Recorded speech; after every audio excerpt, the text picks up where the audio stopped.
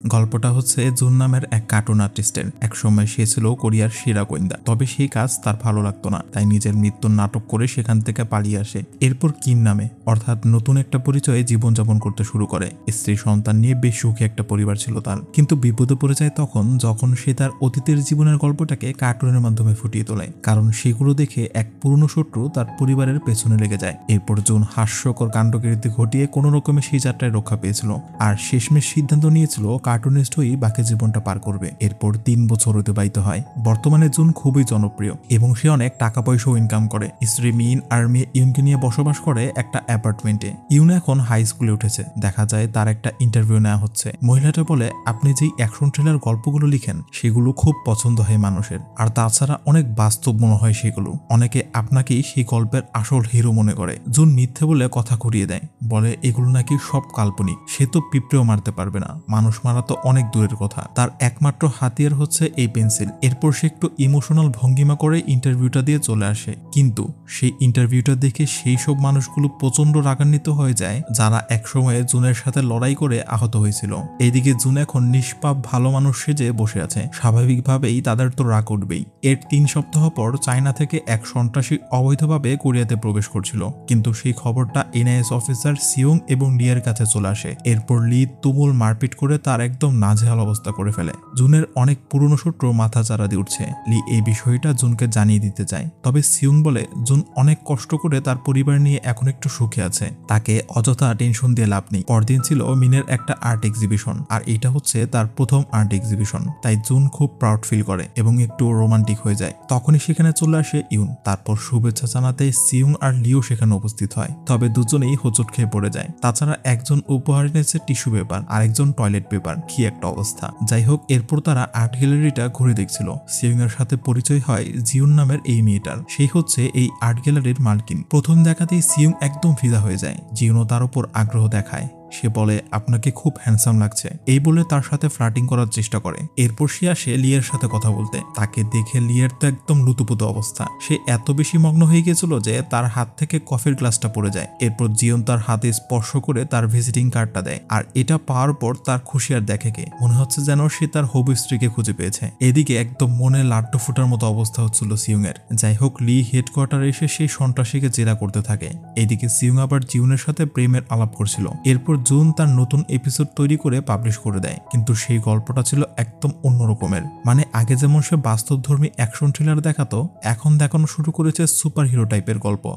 আর এগুলো মানুষের একদম পছন্দ হচ্ছিল না, সবাই গালাগাল করছিল। তারপর স্টুডিওর সেই ম্যানেজার তাকে বলে, তুমি যদি আগের মতো গল্প লিখতে না পারো তাহলে এই সিরিজ বন্ধ করে দেওয়া হবে। এই শুনে জুন একদম রেগে যায়। আসলে সে তার বাড়িঘর সব বন্ধক রেখে একটা স্টকে ইনভেস্ট করেছিল, কিন্তু সেখানে তার অনেক লস হয়েছে। তার উপর যদি এই চাকরিটাও চলে যায় তাহলে খুব বিপদে পড়ে যাবে। তো বাসায় এসে সে প্রচন্ড টেনশন করতে থাকে। এর মধ্যে আবার মিন ফোন করে জানায় আজকে তার ফিরতে একটু লেট হবে। আসলে জ্যাং নামের এক লোক তাদের মাধ্যমে এক্সিবিশন করাবে, এর জন্য সে কাজে ব্যস্ত, তাই ইউনকে স্কুল থেকে নিয়ে আসতে বলে। তারপর জুন গাড়ি নিয়ে ইউনকে আনতে যায়। তখন সে দেখে তার মেয়ে একটা ছেলের সাথে যাচ্ছে। এই দেখে সে একদম শকড হয়ে যায়। ছেলেটার নাম হচ্ছে হান, আর সে ইউনকে পছন্দ করে। এরপর জুন লুকিয়ে তাদেরকে ফলো করতে থাকে। হান তার বাসার সামনে আসলে ইউনকে বলে, আমার সাথে আরেকটু সময় কাটিয়ে যাও। জুন দূর থেকে এসব কিছু দেখছিল আর রাগে একদম আগুন হয়ে যাচ্ছিল।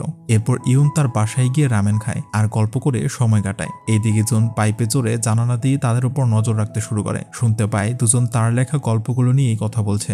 হান বলছিল এজেন্ট জুনের সিরিজটা দিন দিন একদম জঘন্য হয়ে যাচ্ছে। ইউন তখন বলে, এই গল্পের লেখক কিন্তু আমার বাবা। এই শুনে হান তাকে সরি বলে, তবে ইউনও তার সাথে একমত হয়, কারণ তার কাছেও মনে হয় সেই গল্পগুলো আগের মতো মজাদার হচ্ছে না। সে এটাও মনে করে তার বাবা কিছুদিন পর বেকার হয়ে যাবে, তাই সে র্যাপার হওয়ার স্বপ্নটা বাদ দিয়ে মন দিয়ে পড়াশোনা করছে, কারণ এমন হতে পারে তাকে সংসারের হাল ধরতে হবে। তো এই সব কিছু শুনে জুন খুব কষ্ট পায়। এরপর ইউন বাসায় চলে গেলে সে একটা পলিথিন মাথায় দিয়ে হানকে ভয় দেখাতে আসে। তাকে গালমন্দ করে তারপর বাসায় যায় ড্রিঙ্কস করে। ইউনকে বলে, তুমি কিন্তু আর কখনো অপরিচিত কারোর সাথে রামেন খাবে না। এই শুনে ইউন বুঝতে পারে সে তাকে ফলো করছিল, কিন্তু সে তো এখন বড় হয়েছে, তার প্রাইভেসি দরকার। এই বলে সে অভিমান করে তার বাবাকে ঘর থেকে বের করে দেয়। এরপর জুন প্রচন্ড হতাশ হয়ে একটা অ্যাকশন থ্রিলার গল্প লিখতে বসে।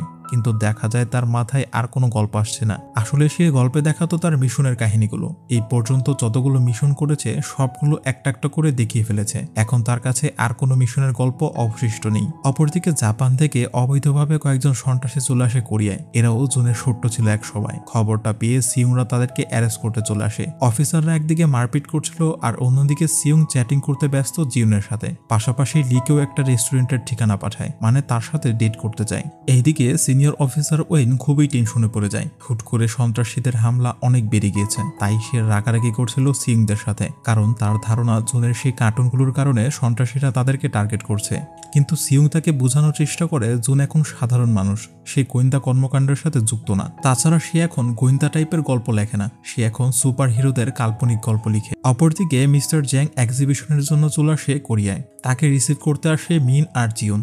জ্যাং এখানে মিনের সাথে ফ্লার্ট করার চেষ্টা করলেও মিন বিষয়টা পছন্দ করে না। এরপর মিনের সাথে কথাবার্তা বলতে বলতে তার সম্পর্কে তথ্য নেয়, মানে তার স্বামী কি করে, মেয়ে কোন ক্লাসে পড়ে ইত্যাদি বিষয়। এইদিকে লি সেই রেস্টুরেন্টে বসে অপেক্ষা করছিল। একটু পর সেখানে আসে জিউন। এরপর তারা গল্পগুজব করে সময় কাটায়। তারপর সন্ধ্যাবেলা সে একটা বারে যায় সিউংকে নিয়ে, তার সাথে একটু বেশি খোলামেলা ভাবে কথা বলতো। দেখা যায় তার জন্য একটা টাই উপহার এনেছে, আর সেটা তাকে নিজ হাতে পরিয়ে দিয়েছিল। এমন সময় লি সেখানে এসে তাদের এই রোমান্টিক মুহূর্তের মধ্যে ব্যাঘাত ঘটিয়ে দেয়। এতে সিউং খুবই বিরক্ত হয়। আসলে জিউন যখন মোবাইলটা রেখে ওয়াশরুমে গিয়েছিল তখন সে সিউং এর মেসেজটা দেখে ফেলে আর বুঝতে পারে সিউংও তাকে ডেট করছে।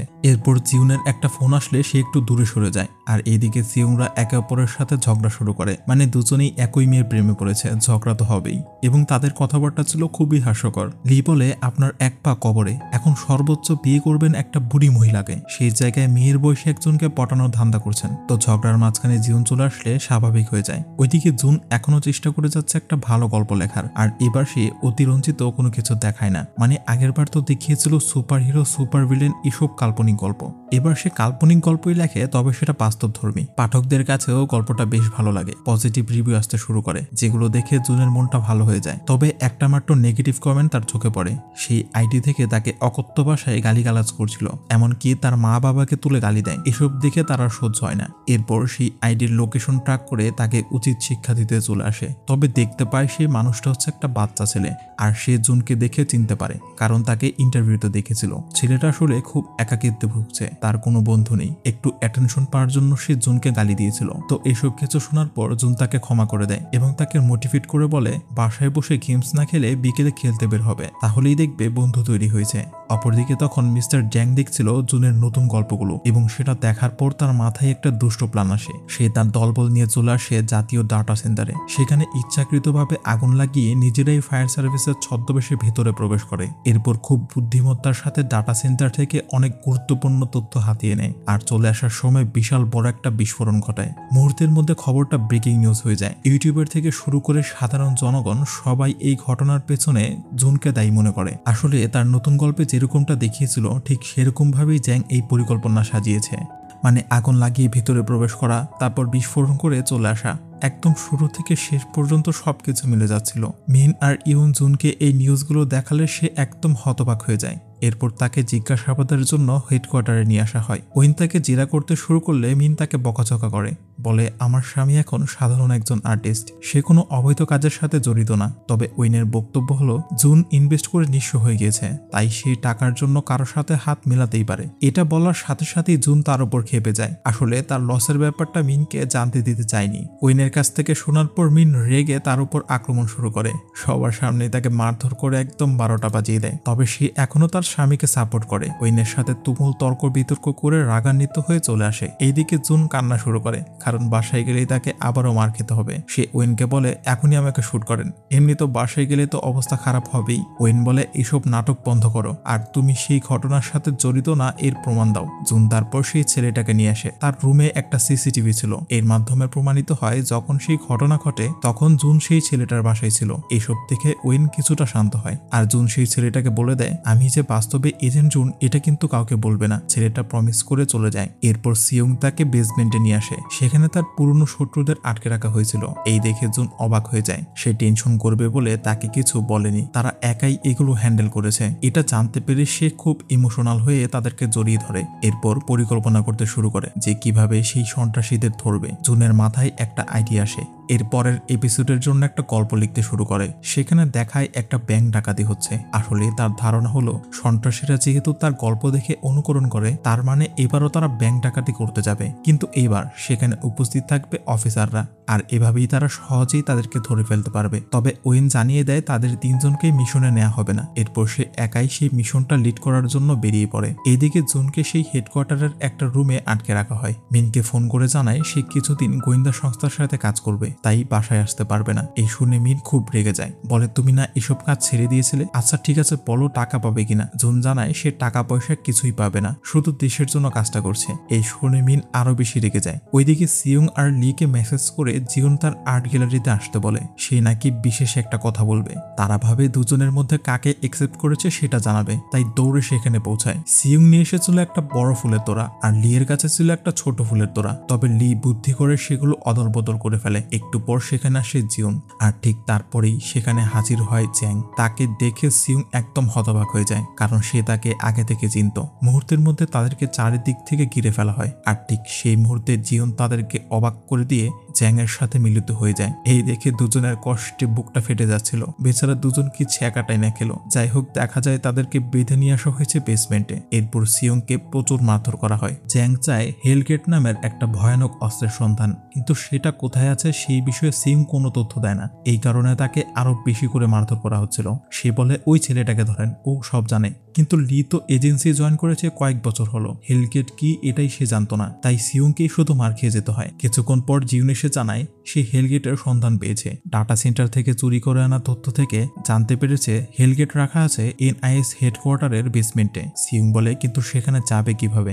আমাদের এজেন্টদের কথা কি ভুলে গেছ? তখন জ্যাং তাকে বলে গর্ধব ওয়েন বেশিরভাগ অফিসারদের নিয়ে সেই ব্যাংকে অবস্থান করছে। এই সুযোগে তারা হেডকোয়ার্টারে গিয়ে সেই অস্ত্রটা নিয়ে আসবে। এরপর সে তার দলবল নিয়ে বেরিয়ে পড়ে হেডকোয়ার্টারের উদ্দেশ্যে। এইদিকে লি হেলগেট সম্পর্কে জানতে যায়। তখন সিং জানায় হেলগেট হচ্ছে একটা পারমাণবিক অস্ত্র। এটা পুরো একটা শহর এক নিমিষে ধ্বংস করার ক্ষমতা রাখে। এই প্রযুক্তি নর্থ কোরিয়া রাশিয়ার মাধ্যমে তৈরি করিয়েছিল। তবে সেই খবরটা কোনোভাবে সাউথ কোরিয়ার গোয়েন্দারা জেনে ফেলে। এরপর সেটা চুরি করতে পাঠানো হয় এজেন্ট জুনকে। সে খুব কৌশলে সেটা চুরি করে নিয়ে আসে। ওইদিকে নর্থ কোরিয়ান সরকার সেই সব আর্মিদের পরিবার সহ মেরে ফেলে যারা সেই প্রজেক্টের সাথে জড়িত ছিল। আর জ্যাং হচ্ছে সেই আর্মিদের মধ্যে একজন। তবে সে কোনোভাবে মৃত্যুর হাত থেকে বেঁচে গিয়েছিল। অর্থাৎ যদি জ্যাং সেই অস্ত্রটা এখন তার হাতে পায়, তাহলে প্রতিশোধ নিতে পুরো শহর ধ্বংস করে ফেলবে। সিয়ং তার প্যান্টের মধ্যে মোবাইলটা লুকিয়ে রেখেছিল। ভয়েস কমান্ড দিয়ে জুনের কাছে ফোন করে, তাকে সবকিছু খুলে জানায়। জ্যাং তার দলবল নিয়ে হেডকোয়ার্টারে আসছে, তাকে যে করেই হোক থামাতে হবে। অপরদিকে জ্যাং এর কিছু লোকজন চলে যায় স্টুডিওতে এবং ম্যানেজারকে মারধর করে তাকে বেঁধে রাখে। এরপর জুনের লেখা এপিসোডটা পাল্টে দেয় তাদের তৈরি করা গল্পের মাধ্যমে। সেই গল্পটা দেখে জুনের চোখ মাথায় উঠে যায়। পাঠকরাও সেই এপিসোড পড়ে একদম ভয় অস্থির হয়ে উঠেছিল, কারণ সেই এপিসোডে জ্যাং দেখিয়েছে এজেন্ট জুন এখন একটা ভিলেনে পরিণত হয়েছে, আর সে সিউল শহরটাকে বিস্ফোরণ ঘটিয়ে একদম ধ্বংস করে দিচ্ছে। সবাই ধারণা করতে থাকে এই এপিসোডের কাহিনীটা বাস্তবে রূপ নেবে, ঠিক আগের এপিসোডটার মতো। এইসব দেখার পর মিন জুনকে ফোন করে, আর জুন তাকে সবকিছু বুঝিয়ে বলে। সাথে এটাও বলে আর্ট গ্যালারির বেসমেন্ট থেকে সিংদের উদ্ধার করতে তার সাহায্য লাগবে। এরপর মিন একটু মাতাল হয়ে বেসমেন্টে আসে, কারণ আপনারা আগে থেকেই জানেন সে ড্রিঙ্কস করলে একটু সাহস পায়। তো দেখা যায় সে সিকিউরিটি গার্ডদের সাথে মারপিট করছে। আর এবার এটা তার কল্পনা ছিল না, সে গত 3 বছরে সেলফ ডিফেন্সের ট্রেনিং নিয়েছে জুনের কাছ থেকে। এভাবেই সে সিয়ংদের বাঁচিয়ে সেখান থেকে নিয়ে আসে। অপরদিকে গাধা ওয়েন এখনো সেই ব্যাংকে অপেক্ষা করছে কখন সন্ত্রাসীরা আসবে। এদিকে জ্যাং তখন অলরেডি হেডকোয়ার্টারে পৌঁছে যায় এবং নেটওয়ার্ক জ্যামার ইউজ করলে কেউ আর বাহিরে খবর পাঠাতে পারে না। এভাবে সে যে কয়জন অফিসার এখানে অবশিষ্ট ছিল তাদেরকে মেরে ফেলে। জিউন বেসমেন্ট থেকে হেলগেট নামের সেই বিস্ফোরক অস্ত্রটা নিয়ে নেয়। এদিকে তখন জুন একজন মাত্র অবশিষ্ট এজেন্টের সাথে বেসমেন্টের দিকে যাচ্ছিল। তবে সে ওই এজেন্টকে পাঠিয়ে দেয় বাহিরে, যাতে সে বাকিদের ইনফর্ম করতে পারে। এরপর সে একাই গুন্ডাদের উপর ঝাঁপিয়ে পড়ে, এক এক করে কৌশলে তাদেরকে মারতে থাকে। আর এসব কিছু সিসিটিভির মাধ্যমে দেখে ফেলে জ্যাং। সে তারপর ওই সন্ত্রাসীগুলোকে ছেড়ে দেয় যারা জুনকে মারার জন্য কোরিয়াতে এসেছিল। স্পিকার দিয়ে জুনকে বলে, তুই আমার পরিবার ধ্বংস করেছিস, আমি তোর পুরো শহর ধ্বংস করে দেব। এরপর সেই সন্ত্রাসীগুলো জুনের উপর ঝাঁপিয়ে পড়ে।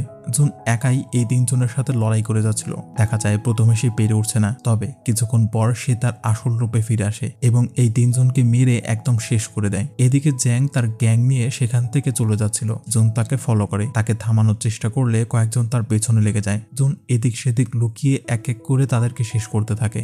এরপর সে ছাদে উঠে দেখতে পায় চ্যাং সেই অস্ত্রটা চালু করে সাথে টাইমারও সেট করে দিয়েছে। আর তার পরিকল্পনা ছিল হেলিকপ্টারে করে পালিয়ে যাওয়া, কিন্তু জুন সেই পাইলটকেই গুলি করে মেরে ফেলে। এই দেখে জিউনরা তার দিকে বৃষ্টির মতো গুলিবর্ষণ করছিল। অপরদিকে দেখা যায় সিউংরা ধুম মাচালে করে রকেটের মতো ছুটে আসছে। এদিকে জুন গুলি থেকে বাঁচার জন্য লুকিয়েছিল। তখন সেখানে সিউংরা হাজির হয়, তবে তাদের দিকেও গুলি ছুটতে শুরু করলে দুজনেই আবার নিজে দৌড় লাগায়। কিছুক্ষণের মধ্যে জিউনদের বুলেট শেষ হয়ে যায়, আর এরপর তারা একে অপরের সাথে ফাইট করতে শুরু করে। সিউং ফাইট করছিল জিং এর সাথে, লিকে ফাইট করতে দেয় দানব আকৃতির এই লোকটার সাথে, আর ওইদিকে জুন ফাইট করছিল জ্যাং এর সাথে একটা পেন্সিল দিয়ে। জ্যাং যেহেতু আগে আর্মিতে ছিল তাই সেও খুব ভালো ফাইট জানতো। এদিকে আবার জিউন চালাকি করে কিউট ভঙ্গিমা করে সিউংকে আকৃষ্ট করার চেষ্টা করে, কিন্তু সে তাকে একটা ঘুষি দিয়ে তার নাকটা ফাটিয়ে দেয়। আর এক পর্যায়ে সে ওই বিল্ডিং থেকে পড়ে যাওয়ার মতো অবস্থা তৈরি হয়। তবে সেই মুহূর্তে সিউং তাকে বাঁচানোর জন্য হাত ধরে, এরপর কষ্ট করে তাকে উঠিয়ে নিয়ে আসলে আবারও সে তাকে ধোকা দেয়, তাকে মারার জন্য অগ্রসর হয়। এইদিকে তখন লি সেই লোকটার মেইন পার্ট বরাবর কয়েকটা ঘুষি মারে, এতে দুর্বল হয়ে পড়লে পা দিয়ে তাকে চেপে ধরে একদম অজ্ঞান করে ফেলে। এরপর সে উড়ে গিয়ে একটা লাথি মারে জিউনকে। দেখা যায় তার জুতার ছাপ জিউনের গালে একদম ছেপে গিয়েছে।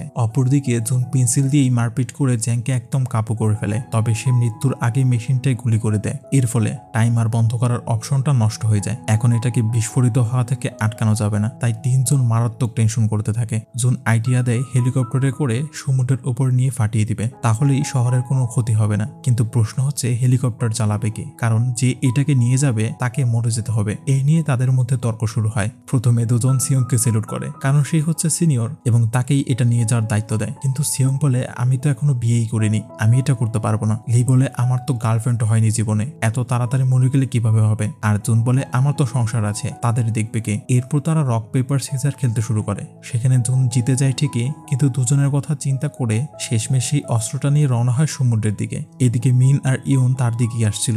জুনকে ফোন করলে জানতে পারে সে হেলিকপ্টার নিয়ে সমুদ্রের দিকে যাচ্ছে, বাঁচতে পারবে কিনা এর নিশ্চয়তা নেই। এসব শুনে মিন আর ইউন অঝরে কান্না শুরু করে। জুন তাদের নিজেদের খেয়াল রাখতে বলে। তাছাড়া সে আরো অনেক ইমোশনাল কথা বলে, যেমন তার জীবনের সব থেকে সুন্দর মুহূর্ত ছিল মিনকে বিয়ে করা এবং ইউনকে তার মেয়ে হিসেবে পাওয়া। তো এসব কিছু বলতে বলতেই সেই হেলিকপ্টারটা বিস্ফোরিত হয়। ওইদিকে সেই এজেন্ট গিয়ে ওয়েনদের খবর জানায়। এরপর তারা ছুটে আসে হেডকোয়ার্টারে। সিউংরা প্রচন্ড মন খারাপ হয়ে বসেছিল, কারণ তারা ভাইয়ের মতো জুনকে হারিয়ে ফেলেছে। এমন সময় হঠাৎ একটা ফোন আসে। অপর পাশ থেকে জুনের গলা শুনতে পায়। আসলে সে বুদ্ধি করে জুতোর ফিতা খুলে হেলিকপ্টার অটোমোডে সেট করে দেয়, এরপর ঝাঁপ দিয়ে নিজের জীবন বাঁচায়। এই খবরটা পেয়ে সিউংরা খুবই আনন্দিত হয়। এরপর দেখা যায় জুনকে সেখান থেকে উদ্ধার করে নিয়ে আসা হচ্ছে। ইউন আর মিন তাকে জড়িয়ে ধরে আনন্দে আত্মহারা হয়ে যায়। পরিবারের এই সুন্দর দৃশ্যটা দেখে সিউং বলে আমার এখন একটা বিয়ে করতে ইচ্ছে করছে। তবে লি বলে আমার আর ছেঁকা খাওয়ার ইচ্ছে নেই, আমি দেশের জন্য নিজেকে পুরোপুরিভাবে নিয়োজিত করে দেব। এমন সময় একজন ইমার্জেন্সি ডক্টর সেখানে আসে,